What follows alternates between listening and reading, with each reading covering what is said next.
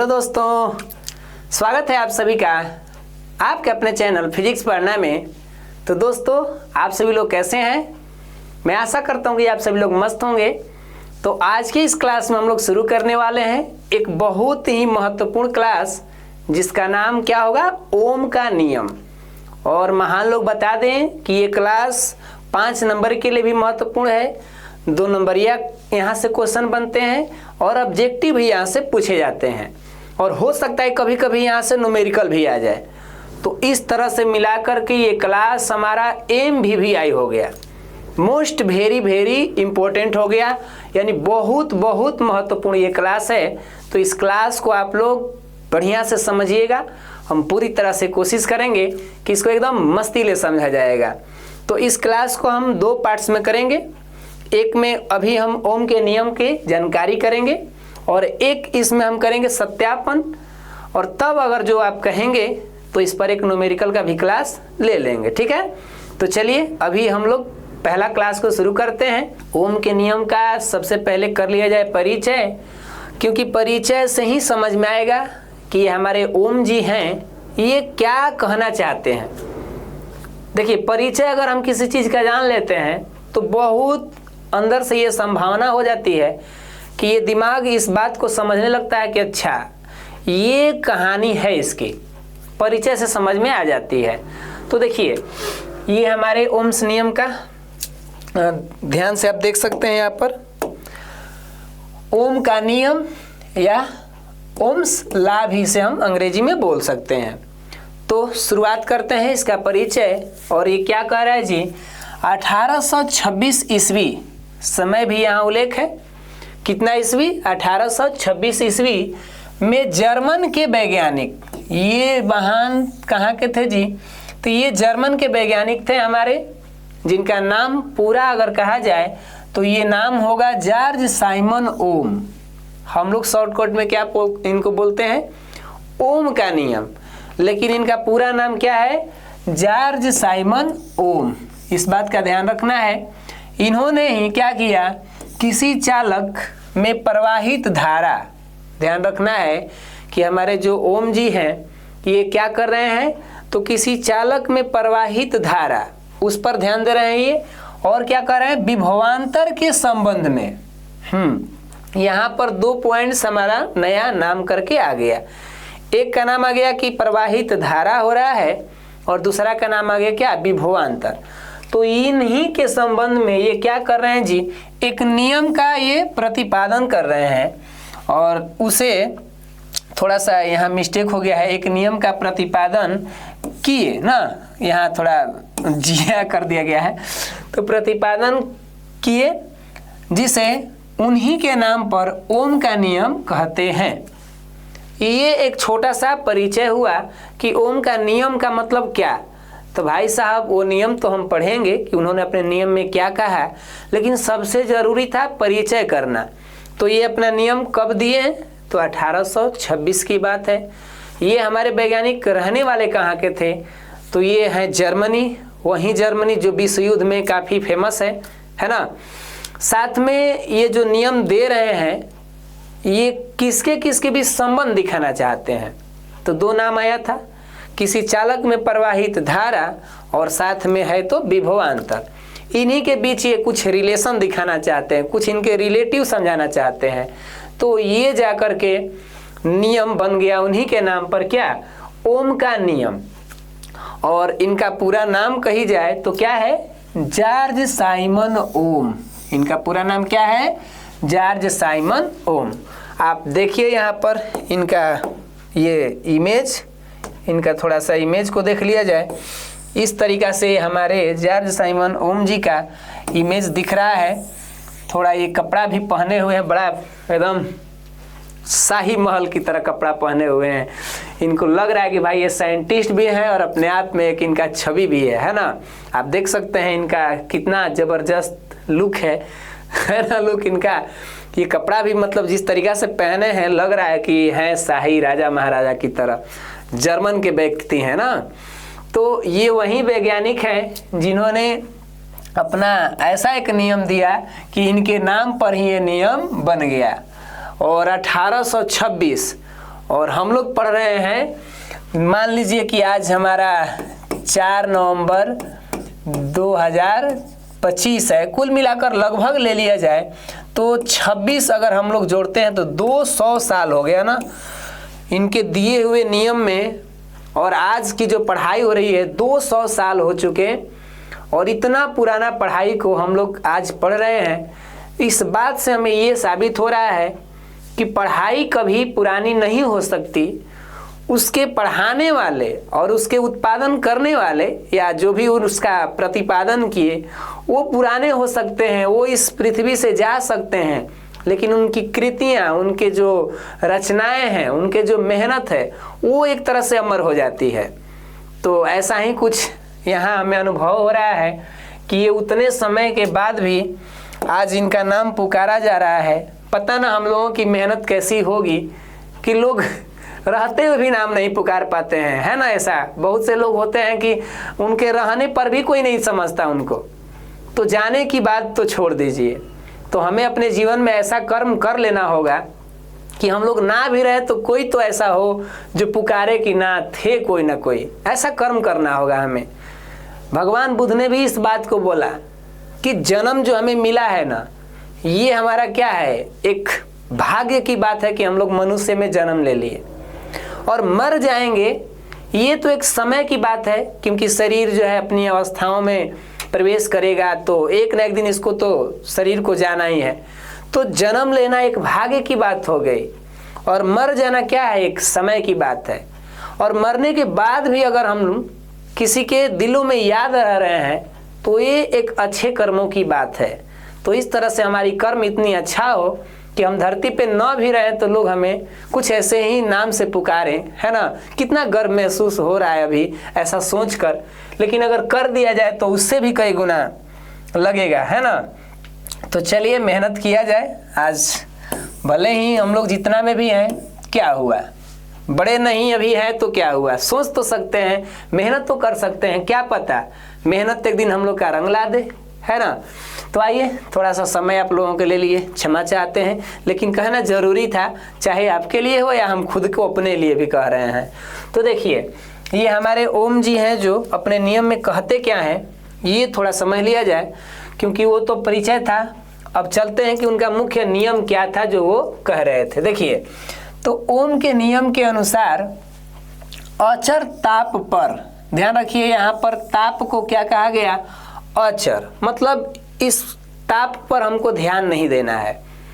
क्यों इस पर ध्यान नहीं देना है, इसको नियत रखा गया, इसको कांस्टेंट रखा गया।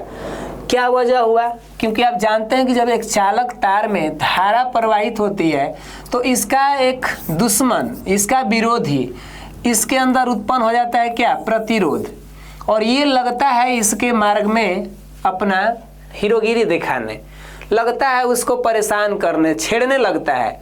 कबो कबो चालक बेचारा गुस्सा के ये गर्म उत्पन्न कर देता है, हीट भी उत्पन्न कर देता है, समझ रहे हैं ना। लेकिन फिर भी प्रतिरोध धारा के मान को रोक नहीं पाता है। हमारे जीवन में आने वाली कठिनाइयां भी कुछ प्रतिरोध की तरह है, और हम लोग जो चल रहे हैं एक धारा की तरह है।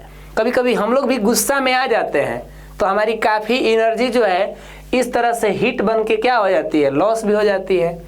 तो इस प्रतिरोध के चलते जो होगा, इसके मान में थोड़ा सा बदलाव होता रहेगा, धारा के जो मान में क्या होता रहेगा, हल्का बदलाव होता रहेगा। तो इस कंडीशन में ओम का नियम जो है ना बढ़िया से लागू नहीं हो पाएगा। ओम कह क्या रहे हैं कि देखिए भाई, जब हम अपना नियम दे रहे हैं ना, तो मेरे नियम को जो है परेशान करने वाला, उसका नाम प्रतिरोध है। अगर वो चुप रहेगा ना तो हम अपना बात बढ़िया से कह पाएंगे। इसीलिए वो बड़ी नकारात्मक आदमी है, उसको हमारे सामने से हटा दीजिए, तब देखिए हम अपना बात अच्छे से पेश करेंगे। तो कोई कहा कि चलो भाई ठीक है, तब कहिए ओम जी, आपके हिसाब से हम इसको क्या रख देते हैं, अचर रख देते हैं। तो अचर ताप पर किसी चालक में प्रवाहित होने वाली विद्युत धारा, अचर ताप पर किसी चालक में प्रवाहित होने वाली विद्युत धारा। अब क्या हो रहा है आगे देखिए, सिरों के बीच, यानी जो चालक है उनके सिरों के बीच आरोपित विभवांतर के समानुपाती होता है। ये गहरी बात कही गई, ये गोल्डन स्टेटमेंट है। हमारे ओम जी ने ऐसे ही नहीं कहा होगा, बड़ी इस पर मेहनत किए होंगे, काफ़ी एक्सपेरिमेंट किए होंगे, तब जाके उन्होंने क्या कहा जी कि एक चालक तार अगर हम ले रहे हैं और इसमें धारा प्रवाहित हो रही है तो इसके जो सिरे हैं, यहाँ पर ए सिरा है और यहाँ पर बी सिरा है और इनके बीच के जो विभवांतर भी हैं, तो ये क्या होंगे भाई? ये कह रहे हैं कि जो प्रवाहित होने वाली जो धारा है ये आई, इसके समानुपाती होगी। मतलब जिस अनुपात में ये धारा बढ़ेगा उसी अनुपात में ये भी बढ़ेंगे, जिस अनुपात में ये धारा घटेगा उसी अनुपात में ये भी घटेंगे। ये दिमाग सबसे पहले किसने लगा दिया? तो हमारे ओम जी ने ये दिमाग लगाया कि अगर धारा बढ़ेगा तो हमारे विभवांतर भी बढ़ेंगे। कभी कभी हमारे घरों में वोल्टेज कम आ जाता है तो हम लोगों को क्या लगता है, उपकरण बड़ी कम चलते हैं, और किसी दिन वोल्टेज ज़्यादा होता है तो बहुत बढ़िया से उपकरण चलते हैं। यानी वोल्टेज पर डिपेंड करता है ना धारा, और धारा पर डिपेंड करता है वोल्टेज, एक दूसरे के समानुपाती हैं। तो इस तरीक़ा से इस बात को हम लोग क्या बोलते हैं? ओम का नियम।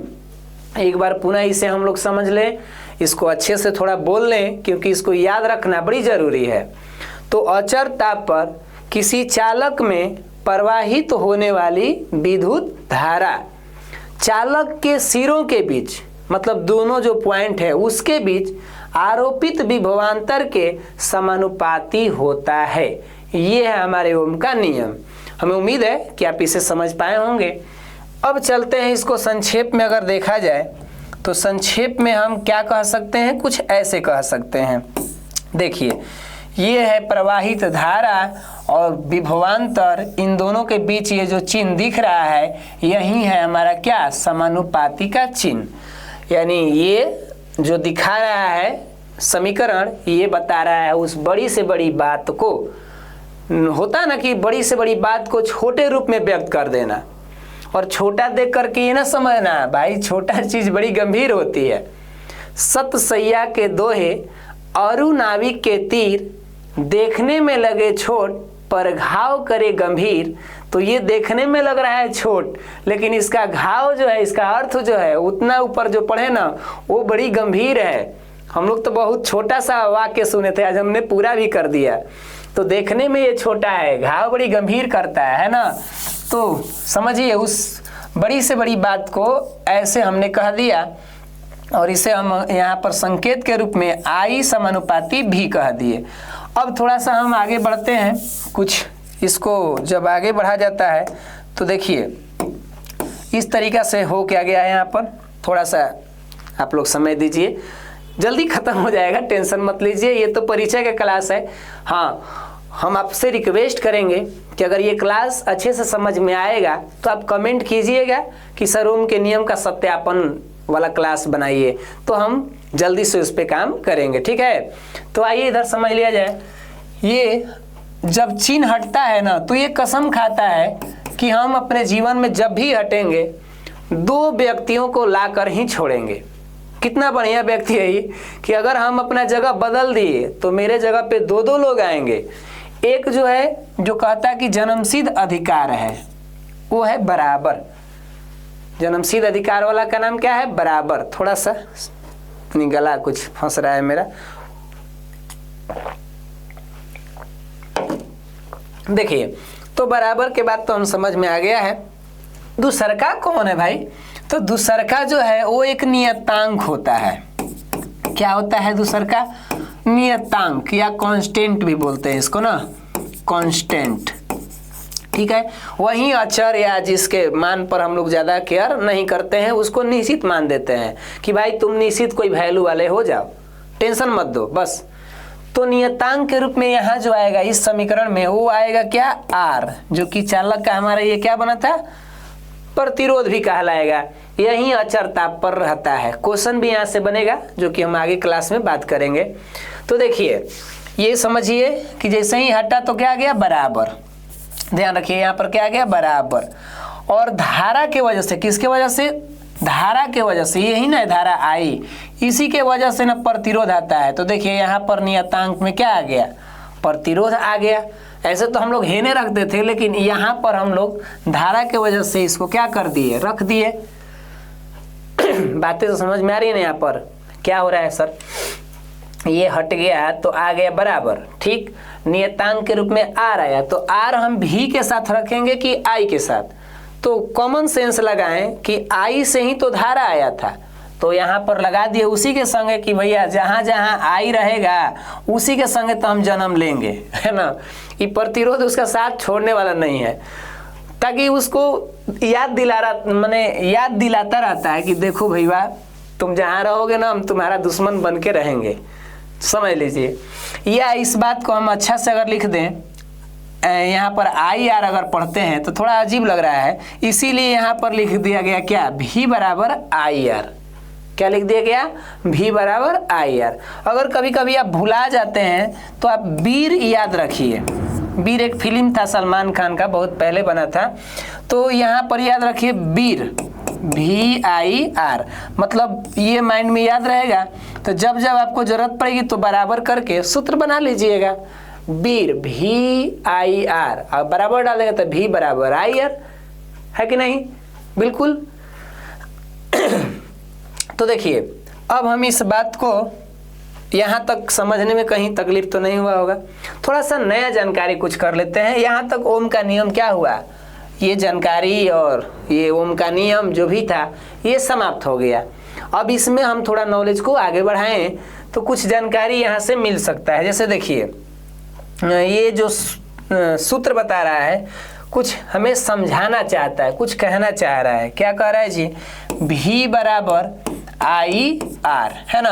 अगर हम आर को अकेले कर दें, यहाँ से आर को अकेले किया जाए तो आई बेचारा जो है ये वाला क्या हो जाएगा, इसके बट्टा में चल जाएगा ना, यानी भी बट्टा आई हो जाएगा। यानी आर का यहाँ से एक क्या बन गया, सूत्र भी बन गया। आप उस सूत्र के नीचे लिख सकते थे, जहाँ पर हम लोग लाए हैं वहाँ लिख सकते थे, जहाँ आर एक क्या है, जहाँ आर एक नियतांक है। कहाँ लिखना है प्रभु, मान लोग कि कैसे लिखा रहा है जी, आज किसी आ गया है क्या यह, जहाँ आर एक नियतांक है, समझ रहे हैं ना। जो सूत्रवा हम लोग लिखे हैं ना उसी के नीचे वह लिख लीजिएगा कि जहाँ आर एक नियतांक है। आज के मौसम ऐसा चल रहा है कि थोड़ा सर्दी भी हो जाना, तबीयत भी डाउन हो जा रहा है आजकल, लेकिन जब हम पढ़ाने आ जाते हैं ना तो आधा मेरा तबीयत ठीक हो जाता है, क्योंकि मेरा मन जो है इसमें लग जाता है और ये दिमाग उस बात को भूल जाता है। तो ये थोड़ा अजीब तरह के रिश्ता जुड़ गया इस पढ़ाई से। तो देखिए ये आर का भी सूत्र बन गया, यानी ये आर जो है किसी चालक का क्या है, प्रतिरोध है। तो ये किसके ऊपर डिपेंड कर रहा है, देख लीजिए, विभवांतर और धारा के अनुपात प्रतिरोध की क्या होता है, बराबर होता है। या ऐसे भी यहाँ से हम दो बात सीख सकते हैं, ऐसे भी यहाँ से हम दो बात क्या कर सकते हैं, सीख सकते हैं। कैसे जी, ये जो प्रतिरोध है ये वाले भाई साहब, इनसे और इनके बीच बात की जाए तो ये क्या कह सकता है, ये कह सकता है प्रतिरोध की हम विभवांतर के साथ भी समानुपाती हैं, इसके साथ भी समानुपाती हैं, लेकिन इसके साथ ये तो भाई बटा में, ये तो व्युत्क्रमानुपाती हो सकता है। तो चलिए यहाँ से इस सूत्र से समझ में आ गया कि यार एक प्रतिरोध है और इसका मान जो है क्या है, विभवांतर और धारा के अनुपात के बराबर होता है। तो इस तरीका से ये हमारा एक ओम के नियम पर फर्स्ट क्लास हुआ। हमें उम्मीद है कि आपको ये क्लास काफ़ी अच्छा समझ में आया होगा। तो मिलते हैं आप सभी से अगले क्लास में, तब तक के लिए आप सभी लोग मस्त रहिए, स्वस्थ रहिए। जय हिंद, जय भारत।